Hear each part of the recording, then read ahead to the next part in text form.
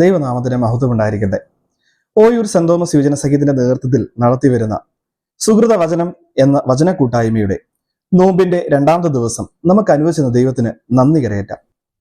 ഈ 50 ദിനങ്ങൾ നാം നോമ്പിലൂടെ കടന്നു പോകുമ്പോൾ ഈ നോമ്പ് ഞാനും ദൈവവുമായുള്ള ഊഷ്മള ബന്ധത്തിന് ഇടയായി തീരട്ടെ. ശിഷ്യന്മാരോട് യേശു ഉപവസിക്കുകയും പ്രാർത്ഥിക്കുകയും ചെയ്യണമെന്നും അതിന്റെ ആവശ്യകത എന്താണെന്നും യേശു പഠിപ്പിക്കുന്നത് കാണുവാനായിട്ട് സാധിക്കും. പ്രാർത്ഥനയും ഉപവാസവും സാത്താന്റെ പ്രലോഭനങ്ങളിൽ നിന്നുള്ള ജയമാണ്. യേശുവിന്റെ ജീവിതത്തിലൂടെ നമുക്കത് കാണുവാനായിട്ട് സാധിക്കും.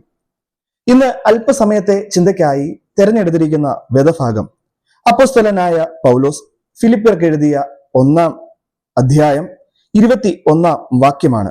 എനിക്ക് ജീവിക്കുന്നത് ക്രിസ്തുവും മരിക്കുന്നത് ലാഭവുമാകുന്നു. ഇത് പൗലോസിന്റെ കാരാഗ്രഹ ലേഖനമാണെന്ന് മാത്രമല്ല, ക്രിസ്തീയ ശുശ്രൂഷകർ മറിച്ച് തനിക്കെതിരായി പ്രകടിപ്പിച്ച പ്രതിഷേധത്തിൽ വേദനപ്പെട്ടും ഫിലിപ്പിയ സഭയുടെ ചില തെറ്റായ പഠിപ്പിക്കലുകളിൽ മനം നൊന്തുമാണ് ഈ ലേഖനം എഴുതുന്നത്. പൗലോസ് ശ്ലീഹ പറയുന്നു, എനിക്ക് ജീവിക്കുന്നത് ക്രിസ്തുവും മരിക്കുന്നത് ലാഭവുമാകുന്നു. പ്രിയമുള്ളവരെ, മരണം എപ്രകാരമാണ് ലാഭമായി തീരുന്നത്? പൗലോസ് പറയുകയാണ് മരണം ലാഭമാണ് എന്ന്.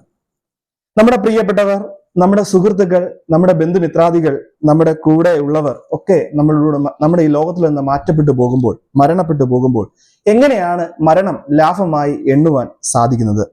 അവരുടെ നല്ല ഓർമ്മകൾ, അവരുടെ നല്ല ചിന്തകൾ, അവരുടെ ജീവിത അനുഭവങ്ങൾ ഒക്കെ നമുക്കെന്നും നഷ്ടം തന്നെയാണ്. എന്നാൽ അവരുടെ നഷ്ടം ഒരു ക്രിസ്ത്യാനിയെ സംബന്ധിച്ചിടത്തോളം ഈ ലോകത്തിൽ ജീവിക്കുമ്പോൾ ഭൗതികമായി ഒരുപക്ഷെ മരണം സംഭവിക്കാം. ഭൗതികമായി ഒരുപക്ഷെ അവർ മരിച്ചു എന്ന് കരുതാം. എന്നാൽ ആത്മീയമായി അവർ മരിക്കുന്നില്ല. ഒരു മനുഷ്യനും ഈ ഭൂമിയിൽ കടന്നു വന്നത് ദൈവത്തിന്റെ സന്നിധിയിൽ നിന്നാണ്. ഏതൊരു മനുഷ്യനും ഈ ഭൂമിയിൽ കടന്നു വരുന്നത് ദൈവത്തിന്റെ സന്നിധിയിൽ നിന്നാകുമ്പോൾ അവൻ തിരിച്ച് കടന്നു പോകേണ്ടതും ക്രിസ്തുവിന്റെ അടുക്കലേക്കാണ്. അതുകൊണ്ടാണ് പറയുന്നത്, ക്രിസ്തുവിൽ മരിക്കുന്ന മൃതന്മാർ ഭാഗ്യവാന്മാർ. ക്രിസ്തുവിൽ ജീവിക്കുന്ന അനുഭവം നമ്മുടെ ജീവിതത്തിൽ ഉണ്ടാകണം. ഇതാണ് ഇന്ന് ചിന്തയ്ക്കായി തിരഞ്ഞെടുക്കുവാൻ ആഗ്രഹിക്കുന്നത്. ക്രിസ്തുവിൽ ജീവിക്കുന്ന അനുഭവം. ഒരു ക്രിസ്ത്യാനിയുടെ ജീവിത ഉദ്ദേശം എന്നത് തന്നെ ക്രിസ്തുവിനായി ജീവിക്കുക എന്നതാണ്. അവന്റെ ദൈവരാജ്യ നിർമ്മിതിയിൽ പങ്കാളിയാകുക എന്നതാണ്. അതുകൊണ്ട് തന്നെ നമ്മുടെ പ്രവർത്തികളിലൂടെ ക്രിസ്തു ജീവിക്കണം. ക്രിസ്തുവിനായി നാം ജീവിക്കണം. അങ്ങനെയുള്ളവർക്ക് മാത്രമേ സാക്ഷ്യമുള്ള ജീവിതം നയിക്കുവാൻ സാധിക്കുകയുള്ളൂ. നമ്മുടെ സംസാരങ്ങളിലൂടെ, നമ്മുടെ ഇടപെടലുകളിലൂടെ, നമ്മുടെ പ്രവർത്തനങ്ങളിലൂടെ, നമ്മുടെ വചന ധ്യാനങ്ങളിലൂടെ ഒക്കെ ഇത് പ്രതിഫലിപ്പിക്കുവാനായിട്ട് നമുക്ക് സാധിക്കണം. ഇന്നിന്റെ കാലഘട്ടം ലഹരിയുടെ അടിമത്തത്തിന്റെ കാലഘട്ടമാണ്. ലഹരി ഉപയോഗിക്കുന്നതിലൂടെ അനേകർ ഇന്ന് നഷ്ടപ്പെട്ടുകൊണ്ടിരിക്കുന്ന കാലഘട്ടത്തിലാണ് ഞാനും നിങ്ങളും ജീവിക്കുന്നത്.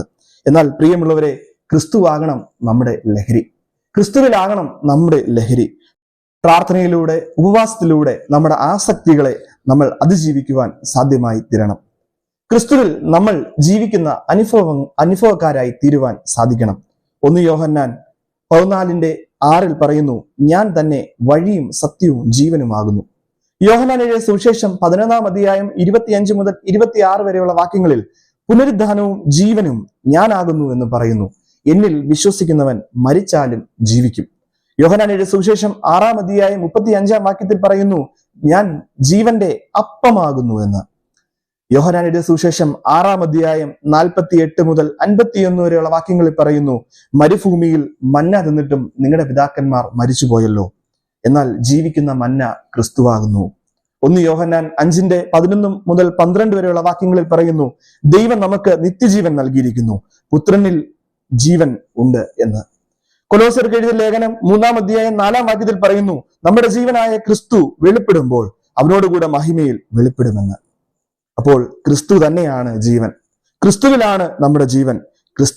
ക്രിസ്തു ജീവന്റെ ഉറവയാണ്. നമ്മുടെ ജീവിതവും ലഹരിക്കും മറ്റും അടിമപ്പെടാതെ ക്രിസ്തു ഉള്ള ജീവിതമായി തീരുവാൻ സാധിക്കണം. അതുകൊണ്ടാണ് പൗലോസ് ശ്ലീഹ പറയുന്നത്, എനിക്ക് ജീവിക്കുന്നത് ക്രിസ്തുവും മരിക്കുന്നത് ലാഭവുമാകുന്നു. മരണം എപ്രകാരമാണ് ലാഭമെന്ന് നമ്മൾ ചിന്തിച്ചു. നമ്മുടെ ജീവിതം ക്രിസ്തു ഉള്ള ജീവിതമായി തീരുവാനായിട്ട് സാധിക്കണം. പാട്ടുകാരൻ പറയുന്നത് പോലെ, പ്രിയമുള്ളവരെ, എൻ്റെ ജീവിതം ക്രിസ്തുവിന് വേണ്ടി സമർപ്പിക്കുവാനായിട്ട് സാധ്യമായി തീരണം. പാട്ടുകാരൻ പാടുന്നത് പോലെ, എന്നെ യേശു ജീവിക്കുന്നായതിനാൽ ഞാനും എന്നേക്കും ജീവിക്കയാ.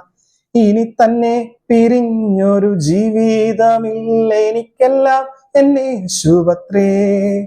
പ്രിയമുള്ളവരെ, എന്റെ യേശു ജീവിക്കുന്നത് കൊണ്ട് ഞാനും ജീവിക്കുന്നു. ഈ പ്രത്യാശയിൽ ഈ നോമ്പിന്റെ നാളുകളിൽ നമുക്കായിത്തീരുവാൻ സാധിക്കട്ടെ. അതിന് ദൈവത്തിന്റെ പരിശുദ്ധാത്മാവ് നമ്മെ ഓരോരുത്തരെയും ഇടയാക്കട്ടെ.